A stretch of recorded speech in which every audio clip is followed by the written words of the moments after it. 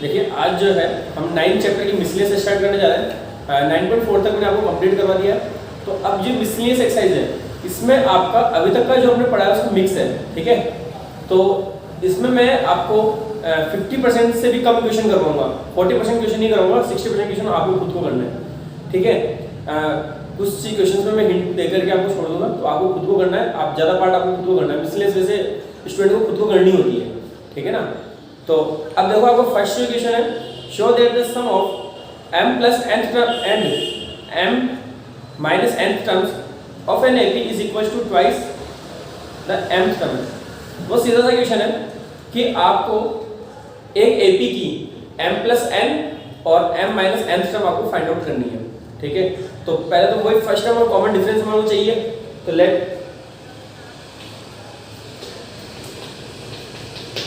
First term equals to a, common difference equals to small d, ठीक है। अब देखो अब जो है हमारे पास m plus n term a m plus n equals to a plus m plus n minus 1 into d, ठीक है। फिर m माइनस n टर्म तो a m minus n equal to a plus m minus n into d, ठीक है। अब इसके बाद m term भी निकालो।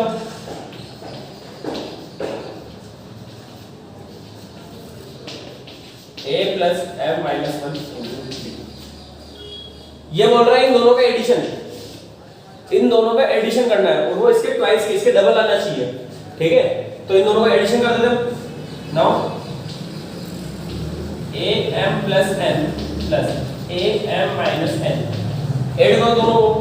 तो देखो a plus a 2a plus इसमें सॉरी यहाँ पे m यहाँ माइनस 1 इंटू डी आएगा, ठीक है।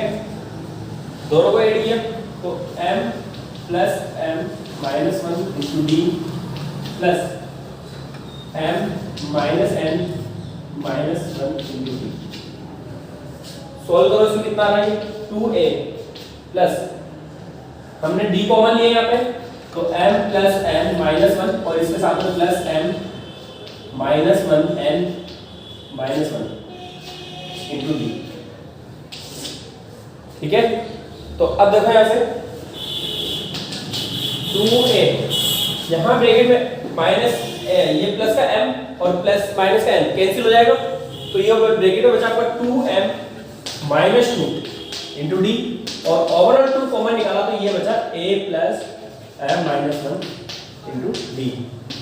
तो 2 इंटू क्या हो गया ये a m m सम का m sum to twice of m sum आएगी, m सम हमने निकाल लिया ये, ठीक है। इसके इक्वल आ रहा है ट्वाइस ऑफ दिस, ये हमें प्रूव करना था, ठीक है।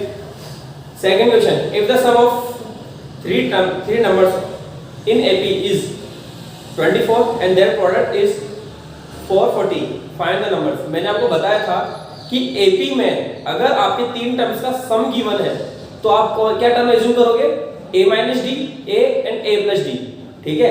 इसी तरह से GP में अगर आपको तीन टर्म्स का प्रोडक्ट गिवन है तो वहां पे हम एज्यूम करते हैं a upon r, a और ar, ठीक है। तो उसी तरह से यहाँ पे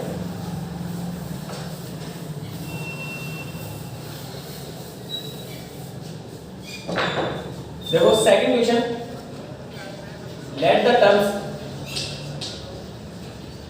are a minus d, a plus d, ठीक है।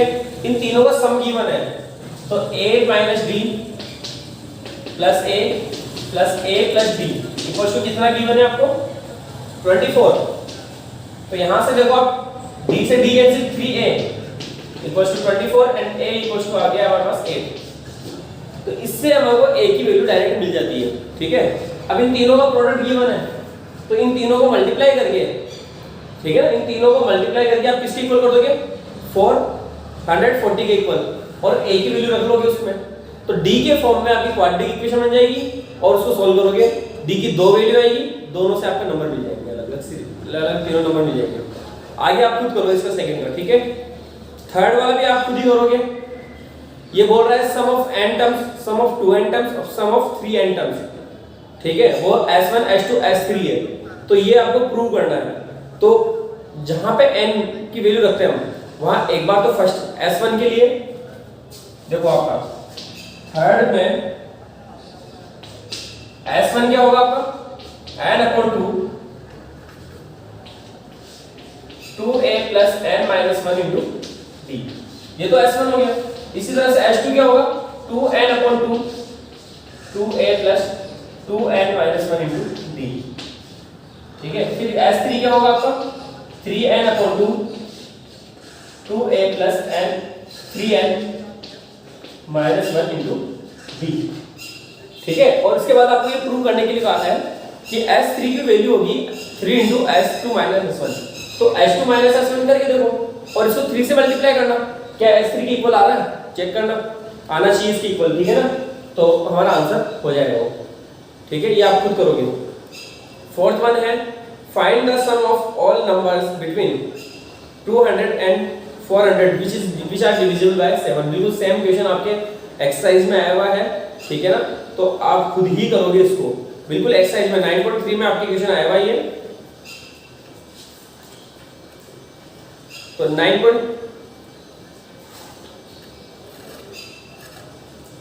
9.3 का हमारा जो क्वेश्चन नंबर है 9.3 9.2 में आया हुआ ये सेकंड क्वेश्चन जैसा, ठीक है ना। 9.2 का सेकंड क्वेश्चन जैसा क्वेश्चन है, बिल्कुल सेम ही है, तो आपको खुद को ही करना ही है। Fifth find the sum of integers from 1 to 100 that are divisible by 2 और 5। तो ये क्वेश्चन भी देखो आप बिल्कुल जैसा फोर्थ है उसी तरह से इसमें है, लेकिन इसमें थोड़ी सी स्टेप ज्यादा होगी। क्या होगा, ये बोल रहा है 2 और 5 से डिविजिबल, 2 और 5 दोनों से मिल रहा है, या तो 2 से हो या 5 से डिविजिबल हो, तो उनका सम हमारे को निकालना है फ्रॉम 1 to 100, ठीक है। 1 से 100 के लिए, तो 1 to 100 बिटवीन नहीं है यहाँ बीच में। लैंग्वेज को पकड़ना पड़ेगा आपको, लैंग्वेज को सही से समझोगे तभी आपका काम होगा, ठीक है। इससे पहले वाले क्वेश्चन में बिटवीन बोला है, तो आपकी उसकी जो फर्स्ट टर्म होगी वो आपकी 200 समथिंग होगी, 200 से ज्यादा वाली होगी, और लास्ट टर्म जो है 400 से पहले वाली होगी, ठीक है। इसमें आपको फ्रॉम 1 to 100 बोला है, तो 1 भी आपका इंक्लूड होगा, 100 भी आपका इंक्लूड होगा। तो अब देखो यहाँ पे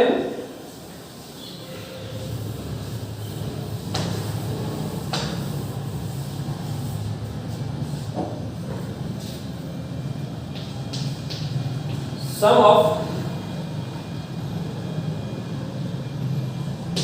integers from 1 to 100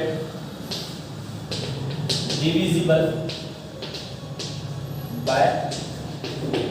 पहले हम केवल 2 के लिए निकालेंगे, फिर 5 के लिए निकालेंगे। तो पहले 2 के लिए देखो क्या हो जाएगा, a की वैल्यू आपकी 2 हो जाएगी, फर्स्ट टर्म क्या रहेगी 2, कॉमन डिफरेंस भी क्या रहेगा आपका 2, और लास्ट टर्म a n की वैल्यू कितनी है आपकी 100, ठीक है। तो n की वैल्यू के लिए since a n equals to क्या होगा a plus n minus 1 into d, तो 100 इक्वल्स टू देखो a की वैल्यू आपकी 2। एक मिनट, आपको सम फाइंड करना है, क्या करना है आपको, पहले आपको नंबर ऑफ टर्म्स निकालनी होगी यहाँ से, फिर हम सम फाइंड करेंगे। तो d की वैल्यू 2, ठीक है। तो ये बचा आपका 2n, और n इक्वल्स टू हो गया आपका 100 अपॉन 2 इक्वल्स टू 50। n की वैल्यू कितनी होगी आपकी 50, ठीक है। तो अब 50 टर्म का सम हमें निकालना है, तो s50 2 इंटू, या फिर हम यहाँ पर रख सकते हैं a प्लस l यानी कि 100, तो आपका 2 प्लस 100, ठीक है। तो s50 की वैल्यू हो गई हमारे पास देखो 25 इंटू 102, तो आएगा 2550, clear.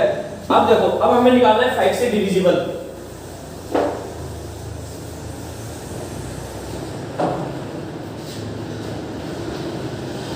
Some of integers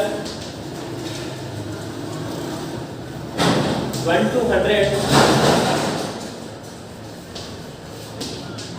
divisible by 5 से डिविजिबल, ठीक है। तो आप यहाँ पे डायरेक्ट ही रख लो, है ना, n की जो वैल्यू है डायरेक्ट रख लेते हैं, क्योंकि 2 से डिविजिबल अगर 50 आए तो 5 से डिविजिबल कितने आएंगे, 20 आएंगे। तो n की वैल्यू डायरेक्ट लेते हैं, तो s 20/2 2a, a की वैल्यू आपकी 5 की होगी, प्लस 20 - 1 × 5। फर्स्ट टर्म इसकी 5 ही होगी और कॉमन डिफरेंस भी आपका 5 ही रहेगा। तो s 20 की वैल्यू आती है हमारे पास 10 × 10 प्लस 90 × 5 95, और ये हो गया आपका 105, तो 150, ठीक है। ये आपका किसका सम आया, 5 से डिविजिबल और ये 2 से डिविजिबल। लेकिन यहाँ पे एक प्रॉब्लम ये है कि हमें दोनों से डिविजिबल चाहिए थे, तो इसमें वो नंबर भी काउंट हो गए, जैसे 10 20 30, ये नंबर भी इसमें भी काउंट हो गए और इसमें भी काउंट हो गए, क्योंकि वो आपके 2 से डिविजिबल भी है और 5 से डिविजिबल भी है। तो वो दो बार ऐड हो गए। 10 से जो डिविजिबल आ रहा है, यानी कि 10 20 30 40 50 जो आ रहा है, वो इसमें भी ऐड हो गया और इसमें भी ऐड हो गए, दो बार ऐड हो गए। तो ये आप उस फर्स्ट जो हमारा फर्स्ट चैप्टर था सेट थ्योरी, उसे कंसेप्ट पे आओगे तो आपको पता चलेगा कि यहाँ पे जो PA number of elements in A वो और number of elements in B, और इन दोनों का क्या निकालना है हमारे को, यूनियन निकालना है, ठीक है। तो इनका जो इंटरसेक्शन वाला पार्ट है, यानी कि जो कॉमन वाला पार्ट है 10 20 30, उनको हमारे को एक बार इसमें से माइनस भी करना होगा, क्लियर। तो यहाँ पे हम निकालेंगे सम ऑफ इंटीजर्स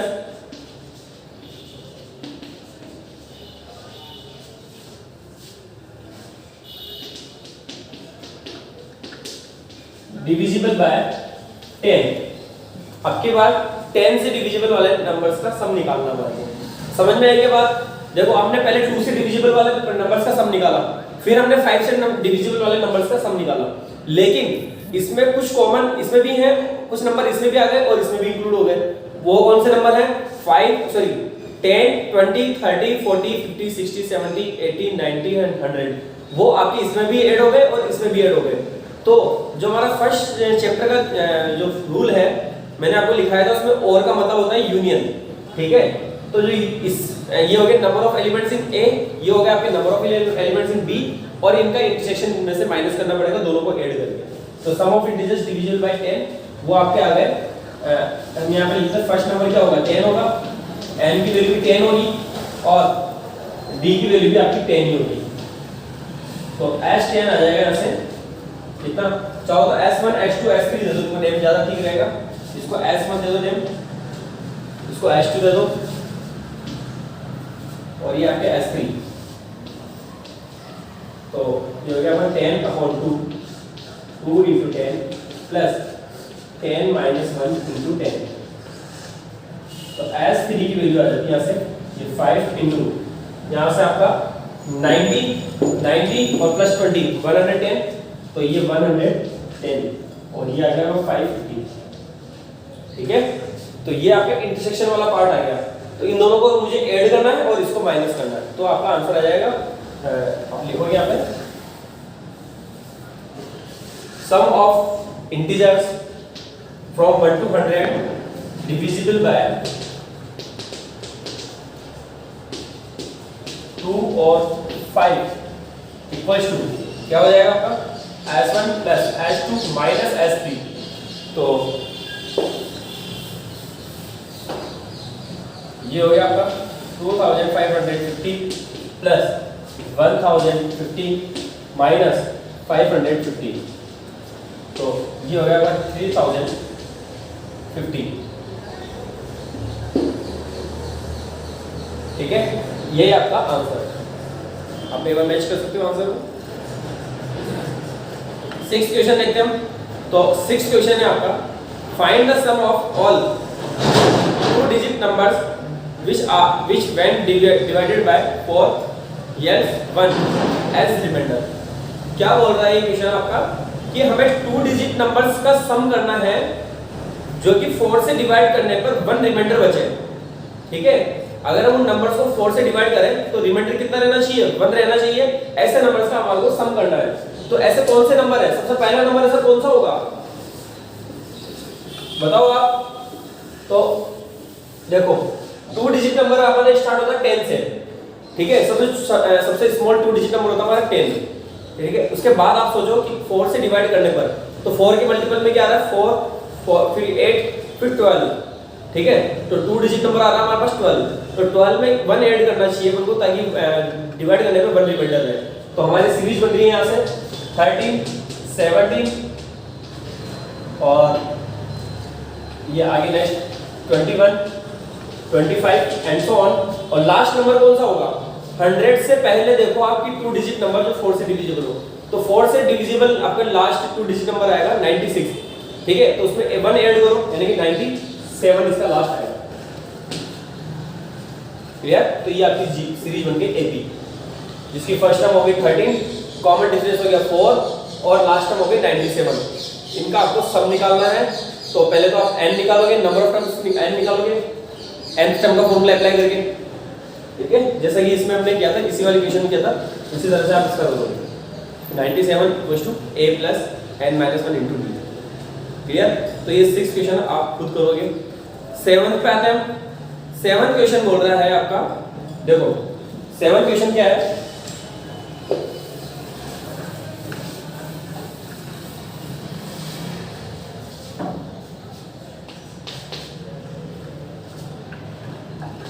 f1 की वैल्यू गिवन है आपको 3 और रिलेशन गिवन है fx + y = fx * fy, ये आपको रिलेशन गिवन है, ठीक है।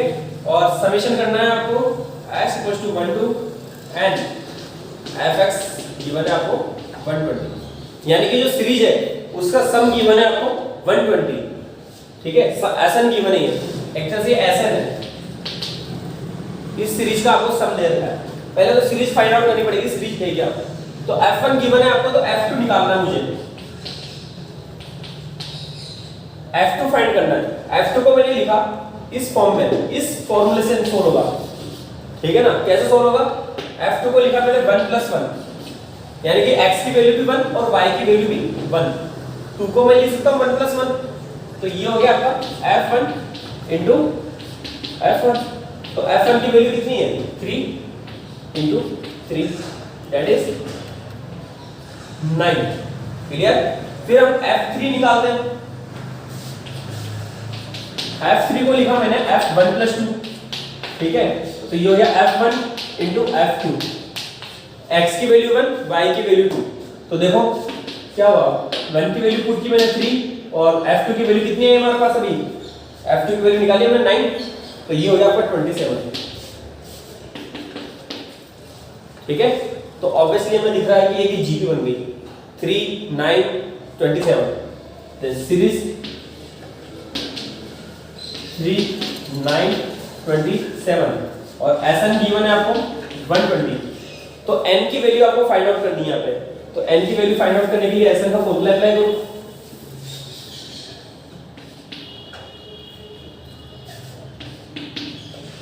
Since Sn = a r⁴n - 1